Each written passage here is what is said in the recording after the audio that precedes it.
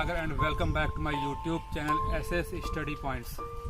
तो दोस्तों आज हम बात करने वाले इस वीडियो में कि हम मैथ में अच्छा स्कोर कैसे करें और जो हमारे मन में मैथ का एक डर बना हुआ है वो हम कैसे ख़त्म करें। लेकिन उससे पहले मैं आप लोग को बता दूं कि जिन्होंने अभी तक हमारे चैनल को सब्सक्राइब नहीं किया है वो फटाफट हमारे चैनल को सब्सक्राइब करें और बेल आइकन दबाना ना भूलें ताकि उनको हमारे वीडियो के नए नए अपडेट मिलते रहें। तो दोस्तों चलते हैं अपने टॉपिक की तरफ। तो सबसे पहले हम जान लेते हैं कि मैथ एक्चुअल में है क्या, क्योंकि लोगों के मन में तरह तरह की वहम रहती है कि मैथ बहुत ही ज़्यादा टफ सब्जेक्ट है, मैथ को पढ़ने के लिए बहुत ही तेज़ दिमाग चाहिए होता है। तो सबसे पहले मैं आप लोग को बता दूं कि ऐसा कुछ भी नहीं है, ये सिर्फ एक मिथ है। और जहाँ तक मुझे लगता है कि मैथ से ज़्यादा ईजी सब्जेक्ट कुछ हो ही नहीं सकता है। और मैथ है क्या एक्चुअल में? तो मैथ एक अंक विज्ञान पर आधारित है जिसे हम इंग्लिश में कहते हैं न्यूमेरोलॉजी, जिसकी जो बेसिक थिंग्स हैं like plus minus multiplication division वो हमें बचपन में ही सिखा दिया जाता है हमारे पेरेंट्स के द्वारा, हमारे दादा दादी जी के द्वारा। लेकिन जैसे जैसे हम बड़े होते हैं वैसे वैसे हम मैथ्स को रटना स्टार्ट करते हैं और जैसे ही हम रटना स्टार्ट करते हैं मैथ वहीं से हमें टफ लगने लगता है, वहीं से हमें कठिन लगने लगता है और मैथ का एक डर हमारे मन में बैठ जाता है कि मैथ बहुत ही ज़्यादा टफ है। तो आज हम इसी डर को ख़त्म करने वाले हैं। कुछ आपको मैं पॉइंट्स बताने वाला हूँ, कुछ आपको इम्पॉर्टेंट थिंग्स बताने वाला हूँ कि अगर आप उस चीज़ को फॉलो करते हैं तो मैथ का डर आपके दिमाग से बिल्कुल ही ख़त्म हो जाएगा और आप मैथ में एक अच्छा स्कोर गेन कर सकेंगे। दोस्तों जो हमारा पहला पॉइंट है वो है understand the basic principle and concept. आप लोग को मैं सच बताऊं तो मैथ से ज़्यादा इजी सब्जेक्ट कुछ है ही नहीं as compare to other theory subject. अगर मैं हिस्ट्री की बात करूं तो हिस्ट्री में हमारे कितने वॉर हुए, किन के बीच में हुआ, किस ईयर में हुआ, उस वॉर का रीज़न क्या था। तो ऐसे बहुत सी चीज़ें हैं जो हमें रटनी पड़ती है, जो हमें ध्यान रखनी पड़ती है क्योंकि उसके पीछे कोई भी लॉजिक नहीं है। लेकिन जो मैथ है वो बिल्कुल लॉजिक सब्जेक्ट है, बिल्कुल लॉजिक पे डिपेंड होता है। सारे इसके जितने भी रूल्स हैं वो सारे लॉजिकली हैं।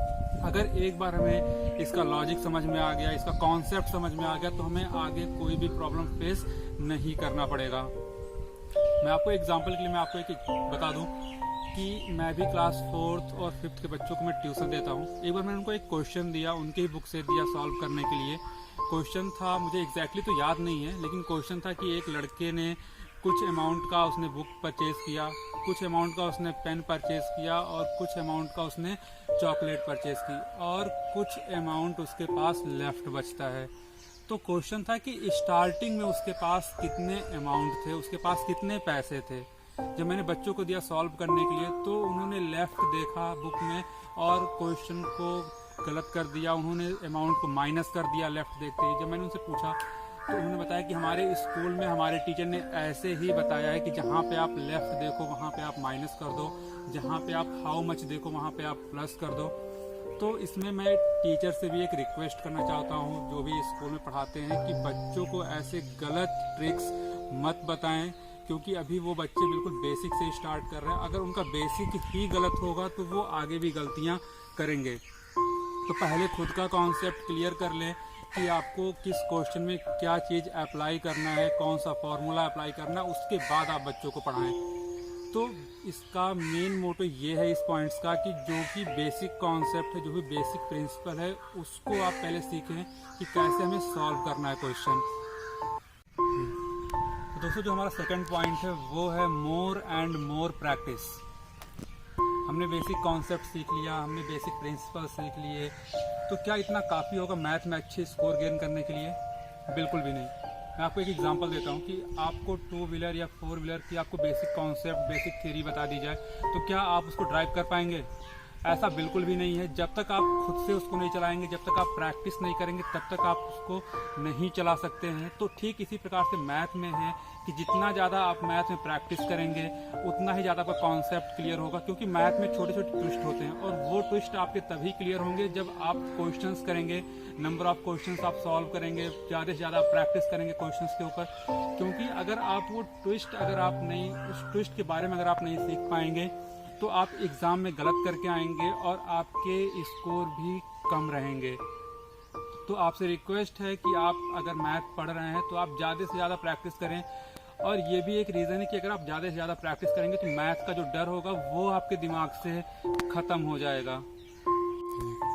दोस्तों जो हमारा थर्ड पॉइंट है वो है मेंटेन अ फॉर्मूला नोटबुक।